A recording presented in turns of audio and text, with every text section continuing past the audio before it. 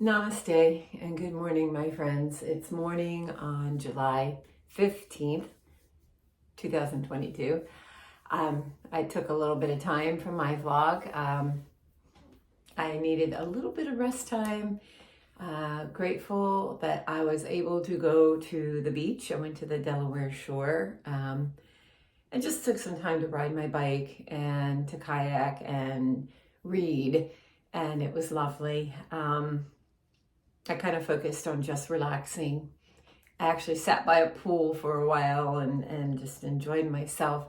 I was thinking, I know I had spoken in my last vlog about my Baltimore story, and also considering that I have mentioned that I want to add some value to my vlog. Although the value to my blog is to just examine my brain and my life as I continue to grow older, and hopefully share it with other people, other women who are in their third stage of life and maybe experiencing things that, we were never thought to expect. And often we thought that, well, I can speak for myself, I always had these visions of things being settled or things being easier and, wisdom and things like that. And I know that, yes, indeed, I do feel that I have some more wisdom, but nothing is settled. Nothing is as I thought it would be. So, circling back, God, I hate that term. I'm on too many Microsoft Teams meetings. But, revisiting my Baltimore story, yes, I did mention that it was due to a violent situation that led me out of Baltimore. I'd never want to be there in the first place. But that being said, in the interest of trying to spread value, I'm going to also try not to put more negativity out in the world, especially where as Baltimore is concerned. Anybody who hears the news, I'm sure no matter where you are, you probably have heard about the latest shootings and happenings in Baltimore City. It is heartbreaking, and to be so close to Baltimore, it's very upsetting. These are issues that we do deal with here a lot. So I'm not going to put more negativity out in the world. Just suffice it to say that I do not want to live in Baltimore City. I am working hard on not throwing the baby out with the bathwater. Gosh, what a horrible saying, but not completely saying, oh, I'll never cross the city line. I mean, that's how I feel, but I'm going to work on that negativity, and I'm going to understand, that sometimes we have to try to put more positive energy into the world and into our own lives. So that's what I'm going to do. I'm here this morning. I'm ready to do some yoga, although I don't even know. I mean, my yoga, everybody's yoga is different. It is a practice, and we all do what makes us feel good. So my yoga today so far has consisted of hanging around, hanging off of my pull-up bar, activating my shoulders, doing some sun salutations, and just trying to get everything settled in. I am preparing for a very long day at work today.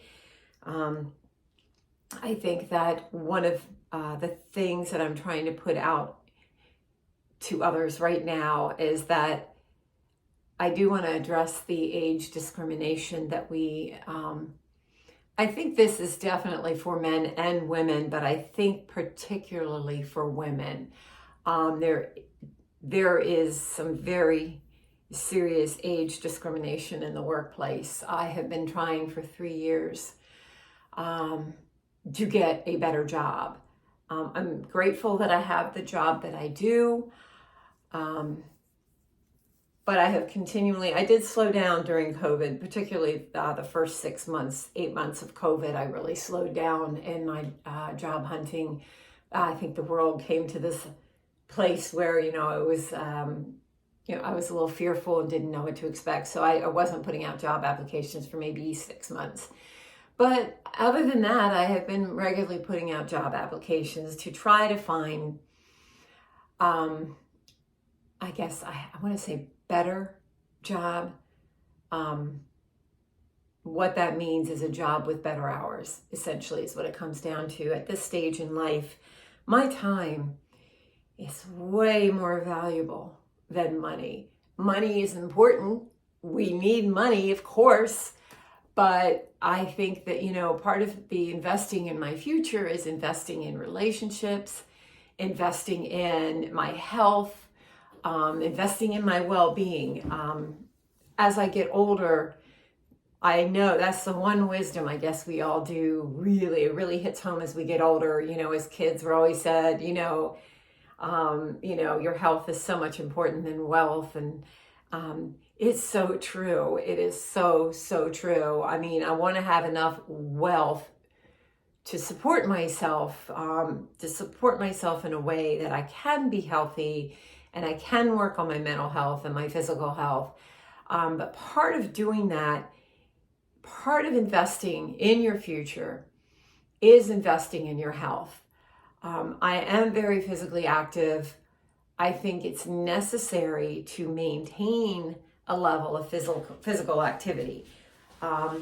When I turned 50, I stopped my ultra running and, running long distances and things like that. And one of the reasons why I stopped is that I had beat myself up and I literally needed several surgeries on my legs and my feet to try to bring me back to a better place. So I cut back the running. I stopped doing all the running. I tried to focus more on bicycling and yoga and things like that. And it's been successful. I feel very good about that. I also I do run, not like I used to, but I dabble in it. I found last year I started really getting that old feeling, that old obsession with running. And I've since kind of, mellowed that a little bit. I'm walking more miles. I'm spending more time on my bicycle. I regret that I have not been swimming, which I do love, and I am a member of a pool. Basically, I'm paying to be a member of a pool and I'm not going. But this comes back to what I was saying about how my time is so much more valuable to me because I'm at a place in my job where it is now mandatory for me to work 50 hours a week. Of course, I get paid overtime for the extra hours, but I don't have a choice. I have to do it. If I don't work the extra hours, I suppose they fire me. So I am working mandatory overtime from July until the end of September. And I'm not happy about it. It's, one, it's exhausting and it's burning me out. And I don't feel like my quality of work can be as good. But the reality is it's really... I can see where this is really affecting my physical health and my mental health. Knowing that I'm shackled to my computer all day long, and now they're adding more hours. So that's a lot of hours of, one, being sedentary, two, having no control over my time, no flexibility. And now, it's taken away. The only thing that I did have going for me with my job is that I did have an hour lunch break that I could run to the store or run some errands or go someplace, because so many places close at 6 o'clock. Pharmacies close at 6 o'clock, specialty stores, running stores, a lot of them close early. So I would have to do things on my lunch break. And now I don't have that because it's mandatory I work overtime. So part of those hours that I have to work overtime are being, shortening my lunch. And I'm going to have to shorten my time in the morning, which is the time where I do a lot of my walking and thinking and working on my mental health, working on stretching, working on my yoga, putting in miles on my feet, being outdoors. That time in the morning to me is what gets me through the day. Having that time to be, to walk through the park, to just have those moments of peace outdoors, and to be able to do the movement and meditation that I need to do. So I'm very unhappy about that. And I think I guess I'm saying I believe that if I could get another job, it's likely I would tell my supervisor that I'm not going to do the overtime. I didn't sign on for overtime. I was actually told when I got hired, oh, there'll be opportunities for overtime, but it's not mandatory. It's never mandatory. Well, now this year, for the first time, it's become mandatory. And in Maryland, as an at-will state, they can tell me to work the overtime, and if I don't do it, then they can fire me at will. I have no protection. So, this is what I'm dealing with right now. If I had the ability to get another job, well, I shouldn't say ability. Of course I have the ability. I'm constantly working on getting another job. But I don't have another job. I don't have anything where I can say, okay, well, I'm not working overtime, let the chips fall where they may. And if I don't, if they say to me, well, if you don't work overtime, you have to leave, then I would leave. But I can't do that because I don't have any other jobs. I don't have any opportunities. And this is my dilemma. As I said, I'm trying to give you value, but I think the points that I'm trying to make right now is that indeed age discrimination is real in the workplace, and no, you can't prove it. Nobody's going to write you a memo saying, well, dang, you're too old, so therefore you just have to deal with it. But through all of the applications I've put out over the years, I do have applications on file. One of the places I do have it on file is in a couple different school systems because I do want to work in the school system. I do like working in education, and I want to remain in education. I really thought for a while that I wanted to get into higher education, but I'm going to stay in K-12. I have very strong beliefs about education, and I know my strengths, and I know that's a place where I'm knowledgeable and I'm passionate, and I do feel that I would like to remain in education if possible. I would like to actually physically get into a K-12 school. I'm not a teacher, so obviously teaching is not an option. I am, however, I'm a paraprofessional as well as good in administration. But that's not helping me get into school. And interestingly enough, I did get a text message. Oh, how times have changed. I got a text message from a school. I've gotten 2 responses from schools in Baltimore City, of all places, Baltimore City schools. I did get a voicemail a while back from somebody showing interest in me. And I wrote it off immediately because of my fear of Baltimore, which I was going to explain more in depth in my Baltimore story. But again, we're not going there in the negativity. And then I received a text message while I was away on vacation from an elementary school that who was interested in me for a paraprofessional position, which that's what I want to do. I want to be a paraeducator. It's the best of both worlds. I get to work in education. I get to work directly with students, but I don't have to be a teacher. And I think I have to say now, I hold teachers in high regard. I could not do what you do. I don't want to do what you do. I don't like the bureaucracy of our public school system. I once again have to say, even though I work in K-12 and I want to continue to be in K-12, I do not believe that our public school system is on the right track. I think it needs to be totally redone. That is another discussion altogether. However, I do feel that I want to remain in and work for and in the school system. So I did get a text from a Baltimore City elementary school that is less than 2 miles from here. 2 miles, okay? It is a very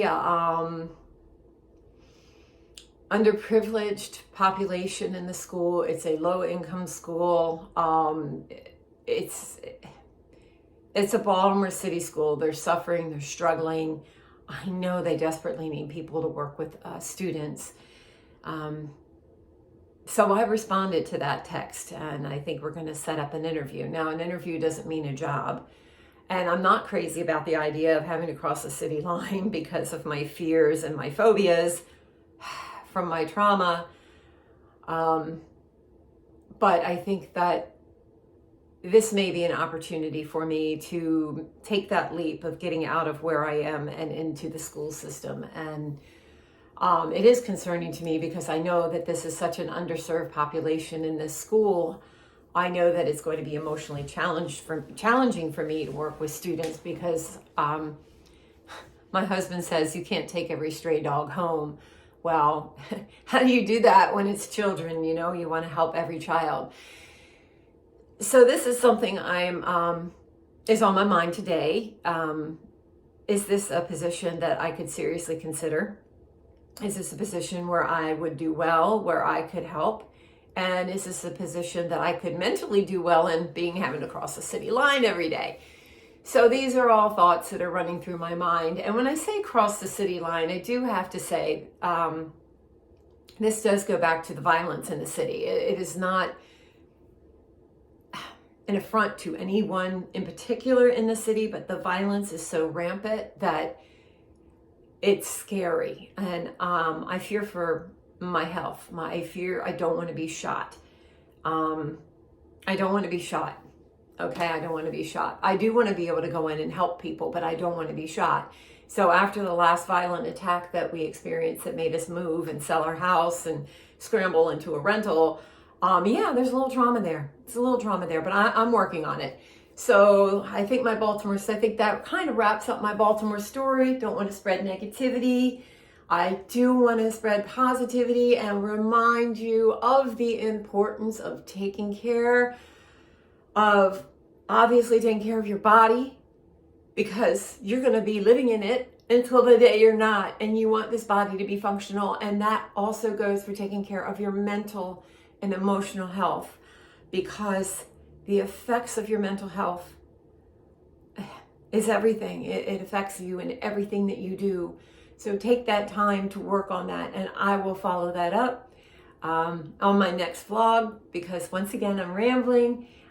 Anyone who has stuck around, I appreciate you. I love you. Namaste. Peace. Have a great Friday.